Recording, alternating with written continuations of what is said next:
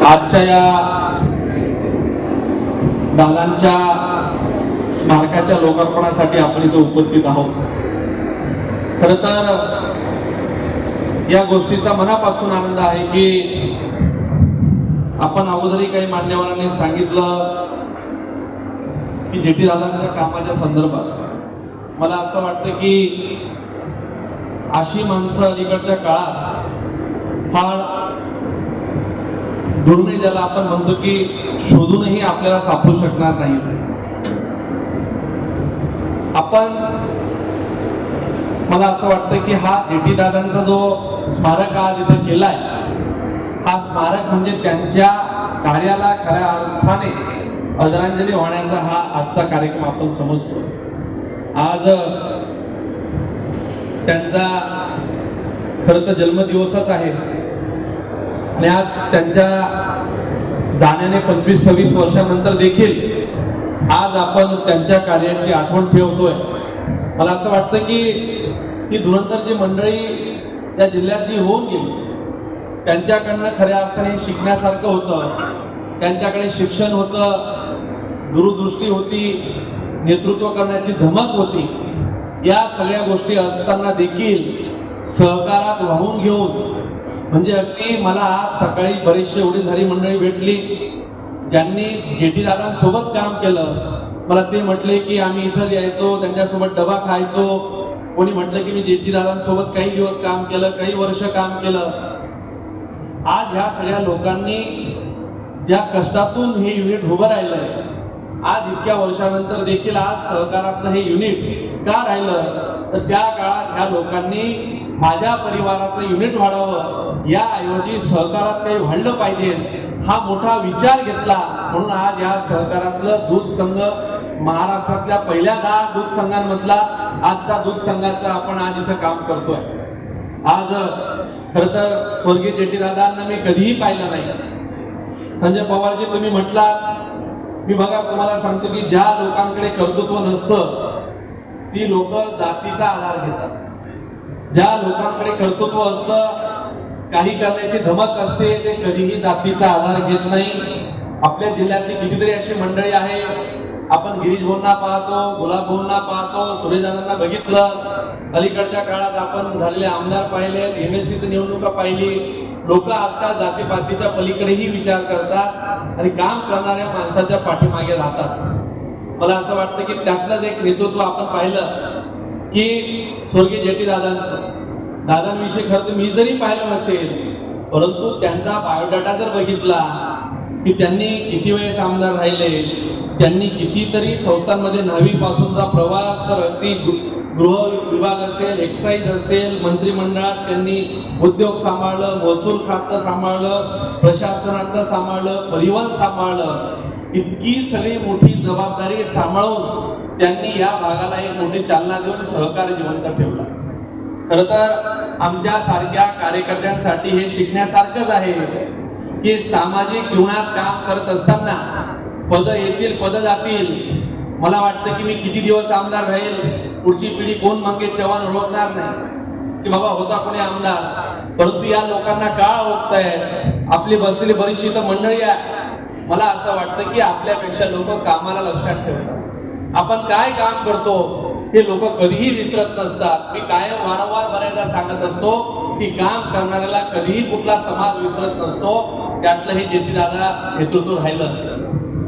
महापौर तर आपण आता बघा, आपणही महापौर म्हणून आहात, सगळीच लोक काम करतायत। आपल्या पदांना मर्यादा आहे, परंतु आपणच काम असं केलं पाहिजे की सगळ्या लोकांनी लक्षात ठेवलं पाहिजे की ही काम करणारी लोक आहेत। मला असं वाटतं की आज जर त्यांच्या जयंतीच्या निमित्तानं काही आदरांजली व्हायची असेल तर या ठिकाणाहून त्यांनी केलेली कामं त्या पद्धतीने आपण काही मार्गक्रमण करू शकतो का, त्यांनी आपल्या समोर जो मनभर विचार ठेवला त्यातलं कणभर तरी आचरणात आणू शकतो का, हीच खरी अर्थाने आज या स्मारकाची ही दादांसाठी आदरांजली ठरेल. आज या कार्यक्रमाच्या निमित्तानं खरं तर आवर्जून गिरीश भाऊ येणार होते, कारण की गुलाब भाऊ तुम्ही आपण त्या सभेतही होतात आणि गिरीश भाऊंना मागणी झाली. आमचे संचालक आहेत चौधरीजी, सगळ्या संचालकांची इच्छा होती आणि त्यावेळेस गिरीश भाऊंनी सांगितलं की येणाऱ्या काळात आपण लवकरात लवकर हा प्रश्न मार्गी लावू. आणि आज दूध संघाच्या या संचालक मंडळानं आज याचं लोकार्पण आपल्या सगळ्यांच्या साक्षीने होत आहे. कोणीतरी म्हटलं की पहिल्या लोकांना का करता आलं नाही. मी तर असं समजतो की एवढ्या पवित्र माणसाचा पुतळा हा गुलाब भाऊ सारखा एखादा मंत्री, गिरीश भाऊ सारखा नेता आणि चेअरमन मी असावं, हे सगळं संचालक मंडळ असावं, कदाचित यांच्यासाठीच ह्या पुतळ्याचं काम बाकी ठेवलं असेल. इतक्या चांगल्या लोकांचा पुतळा करण्याचं प्रत्येकाचा नशिबात नसतं. ते भाग्य आम्हा सगळ्या संचालकांना मिळालं, याचा आम्हाला मनापासून आनंद आहे की स्वर्गीय जेटी दादांचा जर की रक्ताचा जरी आम्ही वारसदार नसलो तरी विचाराचे वारसदार म्हणून आज स्वर्गीय दादांच्या जन्मदिवसाच्या दिवशी, पवित्र अशा दिवशी त्यांना इथून नतमस्तक होऊन आदरांजली आम्ही इथं वाहतोय.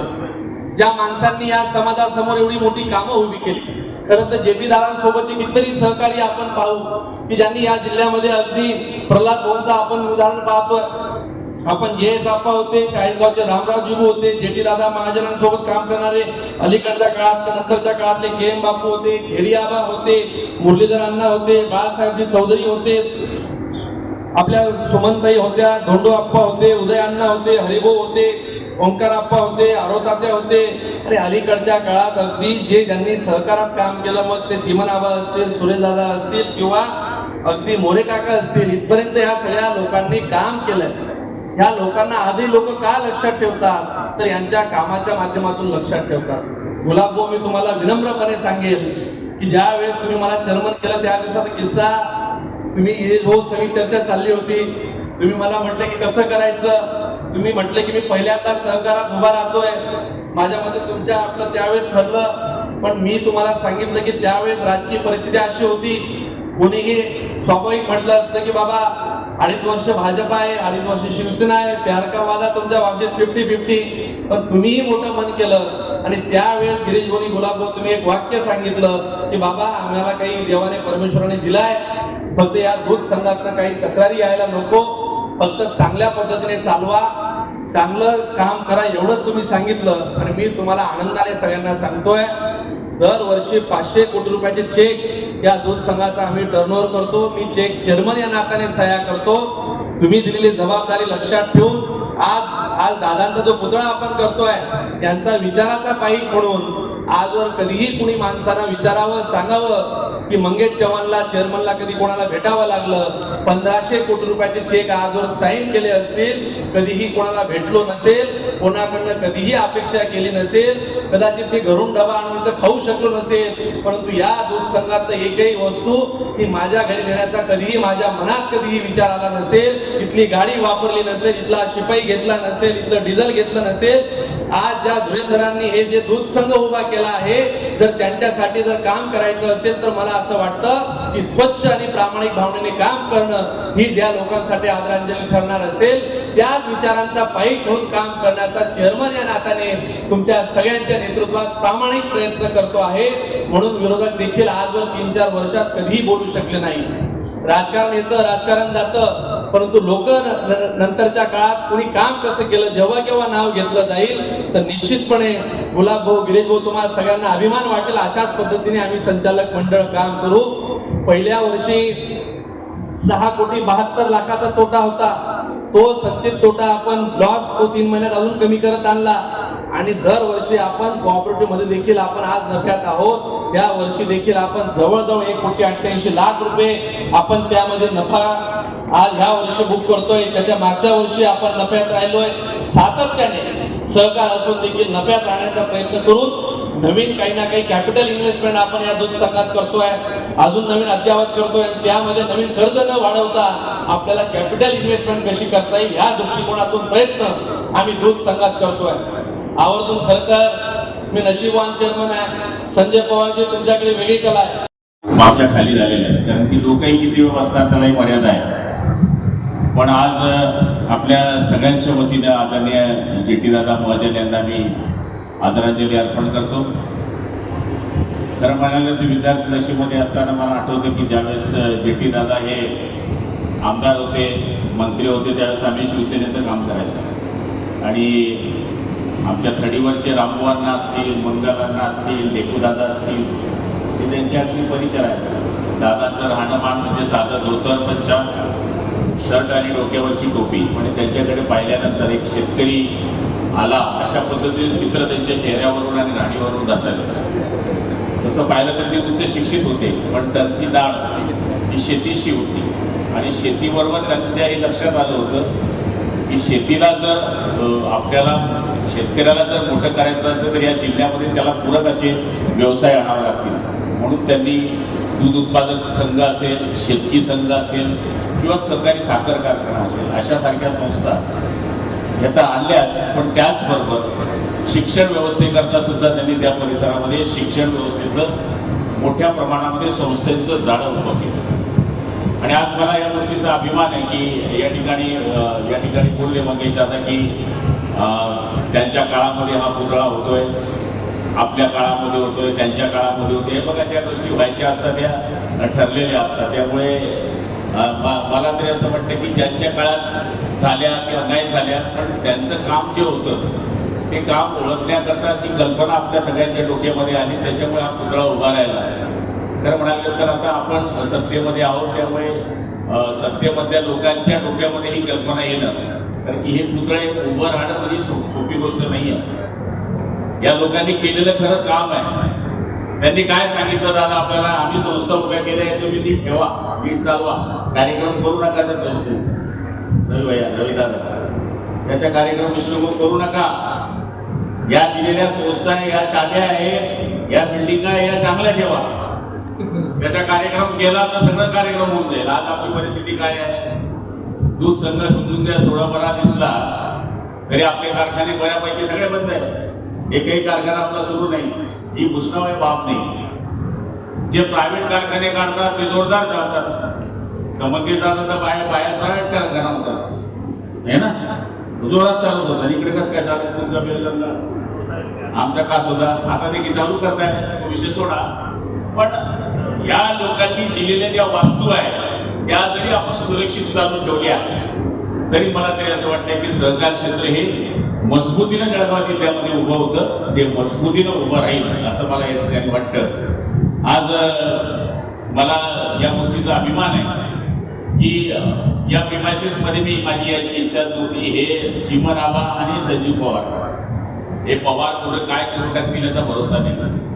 त्यांनी बळजबरी मला उभं केला. मला सहकार क्षेत्रामध्ये उभं राहणं आवडतच नाही पहिली गोष्ट. आणि इथे सह्या करण्यापासून विचार करा.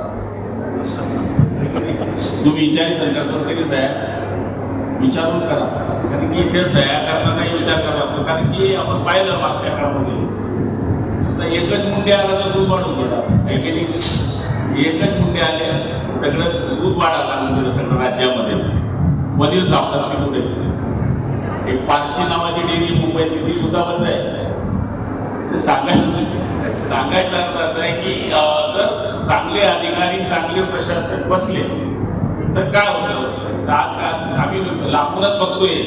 मी जे 100 मध्ये जाते सिनिया गेटवर, मी उभे गरमीने आले चांगलं चालू आहे ना. एमडीच्या कधीमध्ये फोन लावतो, माणसं लावायची असं थोडंफार किरकोळ काढतो, डेली बिजनेस लावत्या, कोणाची गाडी लावायची, इतकंच काम आहे. काम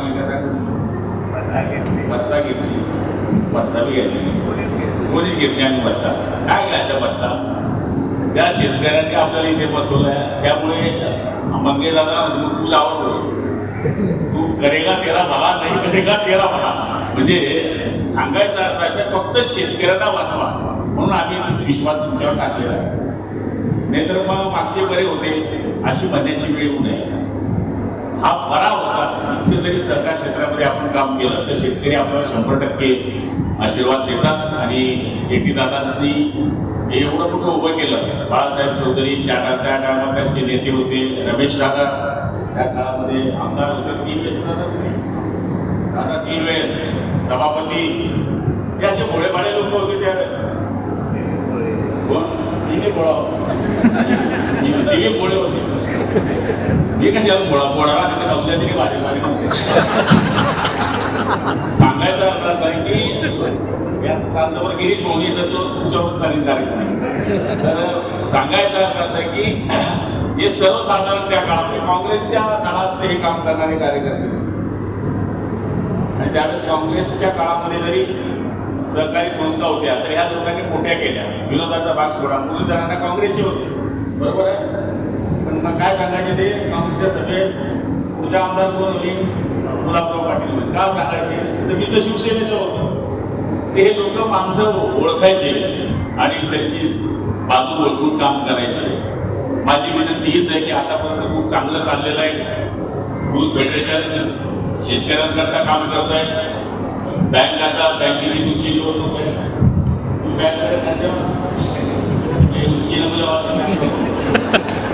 आमचं काम